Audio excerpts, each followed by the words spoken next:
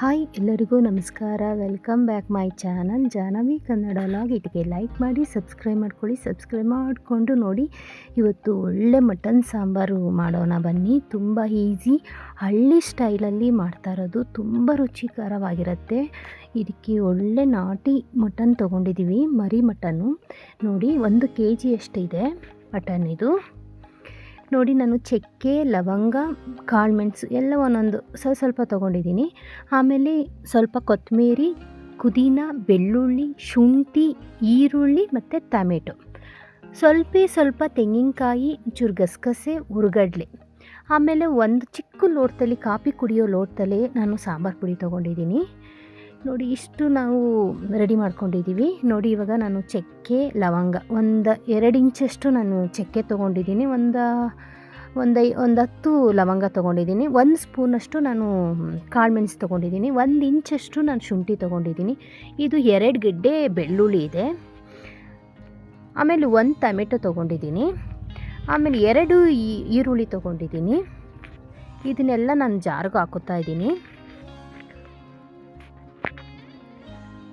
ಮತ್ತು ಕೊತ್ತಂಬರಿ, ಪುದೀನ, ಆಮೇಲೆ ಹಸಿಮೆಣ್ಸಿನ್ಕಾಯಿನೂ ತೊಗೊಳ್ಳಿ.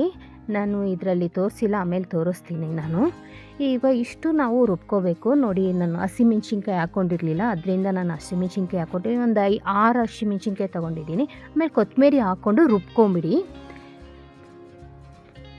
ನೋಡಿ, ಇದು ಗ್ರೀನ್ ಮಸಾಲ ರೆಡಿಯಾಗಿದೆ. ಈಗ ಇದಕ್ಕೆ ಒಂದು ಸ್ವಲ್ಪ ಕಾಯಿ, 1 ಸ್ಪೂನಷ್ಟು ಗಸಗಸೆ, 1 ಸ್ಪೂನಷ್ಟು ಹುರ್ಗಡ್ಲೆ, ಇಷ್ಟು ಹಾಕ್ಕೊಂಡಿದ್ದೀನಿ. ಇದೊಂದು ಸ್ವಲ್ಪ ರುಬ್ಕೊಂಬಂದ್ಬಿಡ್ತೀನಿ. ನೀಟಾಗಿ ಗಸಗಸೆ ನುಣ್ಣಾಗಲ್ಲ, ಅದರಿಂದ ಒಂದು ಸ್ವಲ್ಪ ಹಸಿಯಲ್ಲೇ ನಾನು ರುಬ್ಕೊಂಬಂದು ಆಮೇಲೆ ನಾನು ಸಾಂಬಾರು ಪುಡಿ ಹಾಕ್ಕೊತೀನಿ. ಇದು ಸಾಂಬಾರು ಪುಡಿ ಒಂದು 3 ಸ್ಪೂನಷ್ಟು ನಾನು ಹಾಕ್ಕೊಂಡಿದ್ದೀನಿ. ದೊಡ್ಡದಲ್ಲಿ ಒಂದು 3 ಸ್ಪೂನ್ ಇದೆ.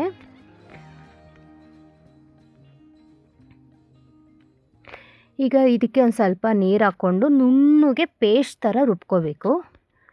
ತುಂಬ ರುಚಿಯಾಗಿರುತ್ತೆ. ಇದು ನಮ್ಮ ಹಳ್ಳಿ ಸ್ಟೈಲಲ್ಲಿ ನಾನು ಮಾಡ್ತಾ ಇರೋದು. ತುಂಬ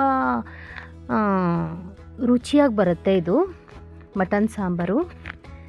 ಈಗ ನೋಡಿ, ಈಗ ಇದು ನುಣ್ಣಗೆ ಪೇಸ್ಟ್ ಮಾಡ್ಕೊಂಡಿದ್ದೀನಿ. ಈಗ ಒಂದು ಸ್ವಲ್ಪ ಎಣ್ಣೆ ಹಾಕೋತಾ ಇದ್ದೀನಿ ನಾನು ಕುಕ್ಕರ್ಗೆ. ಅದೊಂಚೂರು ಕಾಯಲಿ. ಈಗ ನೋಡಿ, ಅದು ಕಾಯ್ದಿದೆ. ಇವಾಗ ನಾನು ರುಬ್ಕೊಂಡಿದ್ದೀನಲ್ಲ ಹಸಿರು ಮಸಾಲ, ಅದನ್ನು ಹಾಕೋತಾ ಇದ್ದೀನಿ. ಇದು ಚೆನ್ನಾಗಿ ಒಂದು ಸ್ವಲ್ಪ ನಾವು ಹಸಿ ವಾಸನೆ ಹೋಗೋವರೆಗೂ ಇದು ಮಾಡ್ಕೋಬೇಕು. ಹಸಿ ವಾಸನೆ ಹೋಗೋವರೆಗೂ ಒಂಚೂರು ಬೇಯಿಸ್ಕೋಬೇಕು. ಈಗ ನೋಡಿ, ಅದೇ ನೀರನ್ನ ನಾನು ಜಾರಲ್ಲಿರೋದನ್ನೇ ನೀರನ್ನ ಹಾಕ್ತಾಯಿದ್ದೀನಿ. ಇದು ಚೆನ್ನಾಗಿ ಒಂದು ಸ್ವಲ್ಪ ಬೇಯಲಿ, ಹಸಿ ವಾಸನೆ ಹೋಗೋವರೆಗೂ ಬೇಯ್ತಾ ಇರಲಿ. ಈಗ ಸ್ವಲ್ಪ ನಾನು ಸ್ವಲ್ಪ ಉಪ್ಪು ಹಾಕ್ತಾಯಿದ್ದೀನಿ. ಇದು ಉಪ್ಪು ಮಸಾಲೆ ಜೊತೆನೇ ಬೆರೆತ್ರೆ ತುಂಬ ಟೇಸ್ಟಾಗಿ ಬರುತ್ತೆ. ಆಮೇಲೆ ನಾವು ಮಟನ್ ಹಾಕೋಣ. ನೋಡಿ, ಇದು ಒಂದು ಚೆನ್ನಾಗಿ ಕುದೀತಾ ಇದೆ. ಇಷ್ಟು ಹದ ಬಂದರೆ ಸಾಕು. ಇವಾಗ ನಾವು ಮಟನ್ ಹಾಕ್ಕೊಳ್ಳೋಣ. ಈಗ ನೋಡಿ, ನಾನು ಮಟನ್ನ ಚೆನ್ನಾಗಿ ತೊಳ್ಕೊಂಡಿದ್ದೀನಿ. ಇದು ತುಂಬ ಎಳೆ ಮಟನು, ಬೇಗನೆ ಬೆಂದ್ಬಿಡುತ್ತೆ. ಅಂದರೆ ತುಂಬ ಸಾಫ್ಟಾಗಿರುತ್ತೆ ಮಟನ್ ಮಾತ್ರ. ಇದು ಎಷ್ಟು ಚೆನ್ನಾಗಿದೆ ಅಂದರೆ, ಆ ಮಟನ್ ಚೆನ್ನಾಗಿತ್ತು ಅಂದರೆ ಸಾಂಬಾರು ತುಂಬ ಟೇಸ್ಟಾಗಿ ಬರುತ್ತೆ. ಈಗ ಅದನ್ನು ಚೆನ್ನಾಗಿ ಮಿಕ್ಸ್ ಮಾಡ್ಕೊಳ್ಳೋಣ.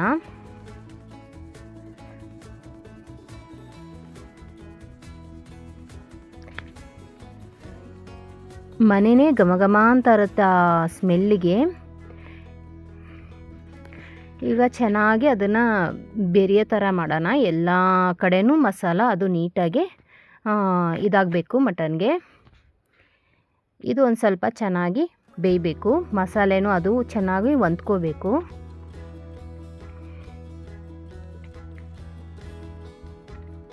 ಈಗ ನೋಡಿ, ಚೆನ್ನಾಗಿ ಬೆಂದಿದೆ. ಈಗ ಅದ್ರದ್ದು ಮಟನಲ್ಲಿರೋ ನೀರು ಅಂಶ ಎಲ್ಲ ಬಿಟ್ಕೊಂಡಿದೆ ನೋಡಿ.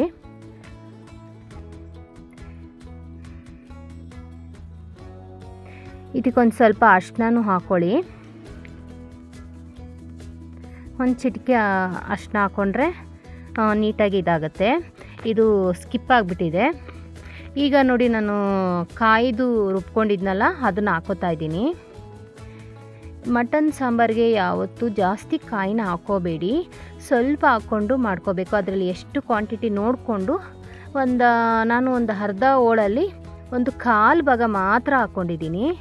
ಜಾಸ್ತಿ ಕಾಯಿ ಹಾಕಿದ್ರೆ ಅಷ್ಟು ಟೇಸ್ಟು ಹೋಗ್ಬಿಡುತ್ತೆ ಸಾಂಬಾರು ಮಾತ್ರ.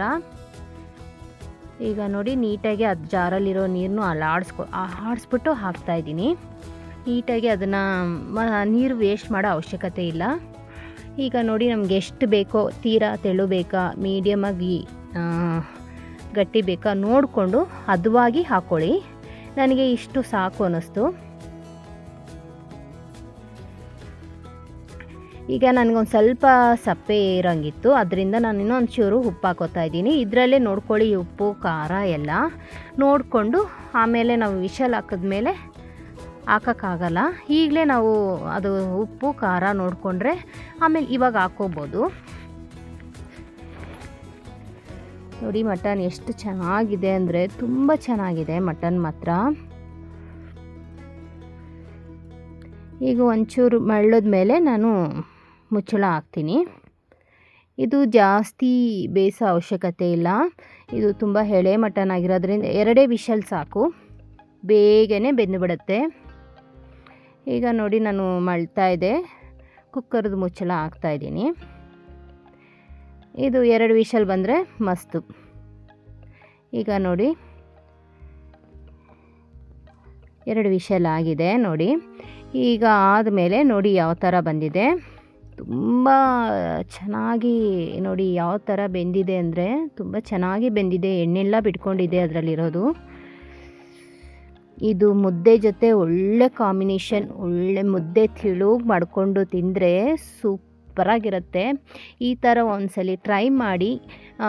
ನಿಮಗಿಷ್ಟವಾದರೆ ಒಂದು ಲೈಕ್ ಕೊಡಿ, ಸಬ್ಸ್ಕ್ರೈಬ್ ಮಾಡ್ಕೊಳ್ಳಿ. ನಿಮಗೆ ಗೊತ್ತಿರೋ ಫ್ರೆಂಡ್ಸ್ಗೆಲ್ಲ ಇದನ್ನು ಶೇರ್ ಮಾಡಿ. ನೋಡಿ ಎಷ್ಟು ಚೆನ್ನಾಗಿ ಬೆಂದಿದೆ ಮಟನ್ ಮಾತ್ರ. ತುಂಬ ಸಾಫ್ಟಾಗಿ ತುಂಬ ರುಚಿಯಾಗಿರುತ್ತೆ. ನಾನು ಮಾಡಿರೋ ಥರನೇ ಮಾಡಿ. ಸಾಂಬಾರು ಮಾತ್ರ ಫುಲ್ ಕುಡ್ದೇ ಬಿಡ್ತಾರೆ, ಆ ಮಟ್ಟಿಗಿದೆ ಸಾಂಬಾರು ಮಾತ್ರ. ಈಗ ನೋಡಿ ಒಂದು ಬೌಲ್ಗೆ ನಾನು ಸರ್ವ್ ಮಾಡ್ಕೊತಾ ಇದ್ದೀನಿ. ನೋಡ್ತಾ ಇದ್ದರೆ ಮಾತ್ರ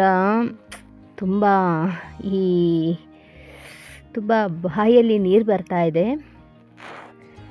ಅಷ್ಟು ಚೆನ್ನಾಗಿ ಅಷ್ಟೇ ರುಚಿಯಾಗಿದೆ.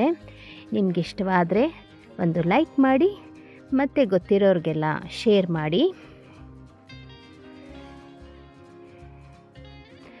ನೋಡಿ ಎಷ್ಟು ಚೆನ್ನಾಗಿ ಬೆಂದಿದೆ ಮಟನ್ ಮಾತ್ರ.